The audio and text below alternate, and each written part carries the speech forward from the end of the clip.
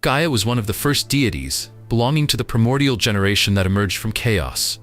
She was the embodiment of Earth itself, the foundation of life, and the mother of most of the later gods. From Gaia came the Titans, the second generation of deities, and from them arose the third generation, the renowned Olympian gods. It could be said that most Greek gods carried Gaia's bloodline within them.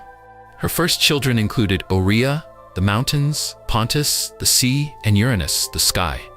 Uranus was both Gaia's son and her consort, and from their union came the mighty Titans, the one-eyed Cyclopes, and the hundred-handed giants, the Hecaton shares.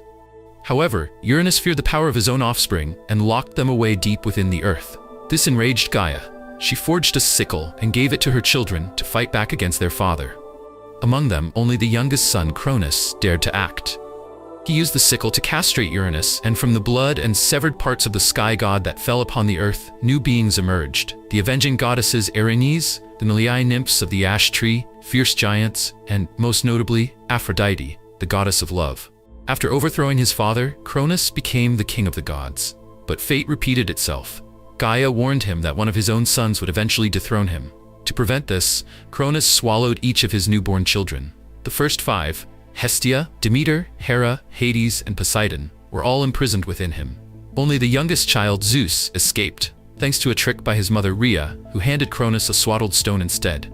When Zeus grew to manhood, he returned, forced Cronus to disgorge his siblings, and freed both the Cyclopes and the Hecaton shares. This marked the beginning of a fierce conflict between the younger Olympian gods and the older Titans, known as the Titanomachy. In the end, Zeus was victorious. Cronus and most of the Titans were cast into eternal imprisonment in Tartarus. Only Atlas, the commander of the Titan army, faced a different punishment, condemned to bear the weight of the sky upon his shoulders forever. Atlas became a symbol of strength, endurance, and divine punishment. The Greeks associated him with the land of Morocco, and later his image appeared in the tales of Perseus, Heracles, and even during the Age of Exploration, when world maps bore his name.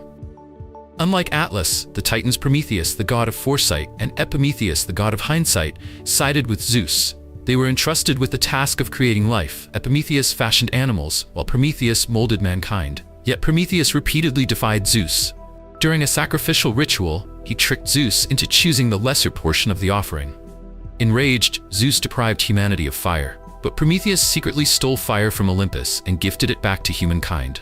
From then on, humans could warm themselves, forge metal, craft weapons, and dominate nature. This act only deepened Zeus's wrath.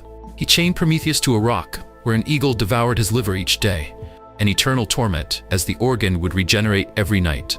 Zeus came to be regarded as the most powerful deity in Greek mythology, yet his reign was far from secure. After the Titans were imprisoned, Gaia grew furious and sent forth the giants to rebel. Zeus could only defeat them with the help of the hero Heracles. Not stopping there, Gaia unleashed Typhon, a monstrous serpent with 100 heads, from Tartarus to challenge Zeus. Their battle was considered one of the greatest of all time. Zeus fought alone, as all the other Olympians trembled in fear and refused to join. Ultimately, Zeus triumphed over Typhon and maintained his rule over the cosmos. Although he was the ruler of the gods, Zeus's life was not consumed only by war, but also marked by a turbulent marital life. He had 7 wives, from whom many gods and the Muses were born. On one occasion, fearing that his child with Metis would overthrow him, Zeus swallowed her whole. Yet instead of doom, Athena, the goddess of wisdom, sprang forth fully armed from his head.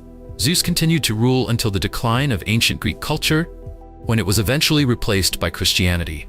Among the gods by his side, Hera was his principal wife, goddess of marriage, family, and women. However, she was infamous for her intense jealousy. Hera especially despised Heracles, Zeus's illegitimate son. She tried to kill him as an infant and later drove him mad, causing him to slay his own children. For this crime, Heracles was forced to perform the 12 legendary labors, most of which were influenced by Hera's schemes. She also hindered the births of Apollo, Artemis, and Dionysus, and took part in the judgment of Paris, the fateful decision that sparked the Trojan War. Throughout the conflict, Hera consistently opposed the Trojans. Poseidon, Zeus's brother, was granted dominion over the seas after the Titans' defeat. For the Greeks, a seafaring people, he was one of the most important deities. Poseidon was associated with earthquakes, bulls, and even the city of Athens. Yet he was also stern and unforgiving. When King Minos of Crete failed to sacrifice the finest bull to him, Poseidon caused Minos' wife to fall in love with the animal, leading to the birth of the Minotaur, a half-man, half-bull monster imprisoned within a labyrinth. Ironically, it was Theseus, one of Poseidon's own sons, who slew the Minotaur. Poseidon also fathered many other notable offspring, such as Triton, the winged horse Pegasus, and the Cyclops Polyphemus, who later confronted Odysseus. Hades, another brother of Zeus, was given dominion over the underworld. The ancient Greeks were often reluctant to speak his name, so they referred to him as Pluton, meaning the wealthy one. Hades was not portrayed as cruel, but rather as a stern and just god, maintaining balance in the world. One of the most famous tales about him is the story of Orpheus, the great poet and musician who sought to bring his wife Eurydice back from the realm of the dead. The music of Orpheus moved both Hades and Persephone, and they allowed him to lead Eurydice back to the living world, on the condition that he not look back. But Orpheus could not restrain himself, and Eurydice was lost to him forever, condemned to remain in the underworld. Athena, the first daughter of Zeus, was the goddess of wisdom, strategy, and eternal virginity. She was born directly from Zeus's head after he swallowed Metis. Athena became the patron deity of Athens, offering the olive tree as a gift to the city. In mythology, she often appeared as a guide and protector of Greek heroes, giving Perseus the shield to slay Medusa, helping Bellerophon tame Pegasus, guiding Odysseus home, and standing by Heracles throughout his life. Athena represented not only intelligence, but also courage and justice, making her one of the most revered deities in Greek religion. Ares, the god of war, embodied brutality and chaos on the battlefield, standing in stark contrast to Athena, the goddess of wisdom and strategy. He was infamous not only for his bloodthirsty nature, but also for his illicit love affair with Aphrodite, even though she was married to Hephaestus. In myth, Ares often sided with the losing cause, such as when he supported Troy during the legendary Trojan War. He was also considered the father of several notable figures, including Phobos, Deimos, Harmonia, Eros, and even the Amazons. Yet unlike Athena, who was venerated by the Greeks, Ares was largely viewed as the embodiment of aggression and the irrational violence of war. Aphrodite, the goddess of love, beauty, and desire, had many different origin stories. Some believed she was the daughter of Zeus, while others said she was born from the sea foam after Uranus was castrated. Aphrodite was closely associated with the island of Cyprus, and many scholars argue that her cult was originally borrowed from Phoenician culture. In the myth of Pandora, Zeus granted Aphrodite's gift of beauty to the first woman. However, it was the allure and curiosity she inspired that ultimately led Pandora to open the forbidden jar, releasing all manner of evils upon humankind.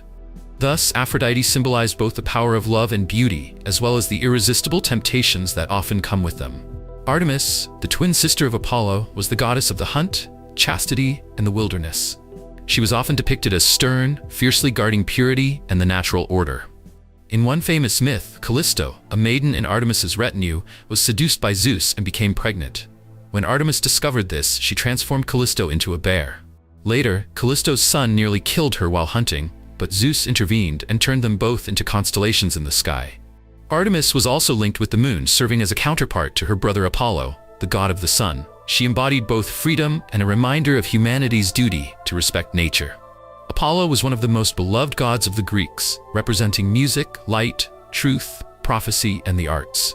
He stood out as the guardian deity of the sanctuary at Delphi, the most important oracle center of the ancient world. According to legend, Apollo slew the great serpent Python to claim Delphi and consecrated it as his own sacred domain. He was also regarded as a symbol of youth, beauty, and vitality, closely linked to the cultural expansion across the Mediterranean.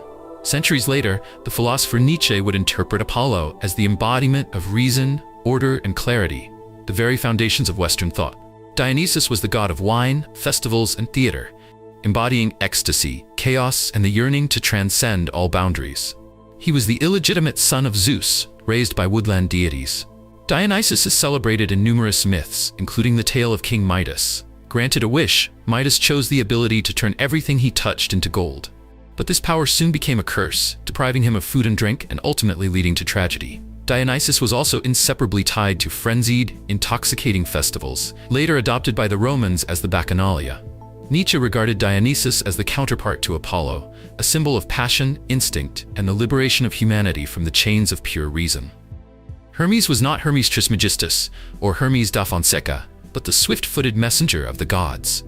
He was easily recognized by his winged cap and sandals and was famed as the most cunning and mischievous among the Olympians. Hermes served as the patron of messengers, speakers, merchants, and even thieves, while also being one of Zeus's most loyal sons. Beyond his role as herald, Hermes was closely connected to the life of shepherds and was therefore often worshipped at crossroads and intersections, places the Greeks believed he could safeguard travelers on their journeys. Demeter was the goddess of agriculture, harvest, and fertility. She bore a daughter, Persephone, with Zeus, but Persephone was seized by Hades, Demeter's own brother, and taken to the underworld as his wife. Stricken with grief, Demeter wandered in search of her child, and the earth withered under her sorrow, crops failing across the land. At last, a compromise was reached. Persephone would spend part of the year with her mother and the rest with Hades. This myth explained the cycle of the 4 seasons. When Persephone returned, Demeter rejoiced, and the earth blossomed once more, ushering in spring. Because of this deep association with life and fertility, the worship of Demeter and Persephone was especially significant in the agricultural society of ancient Greece.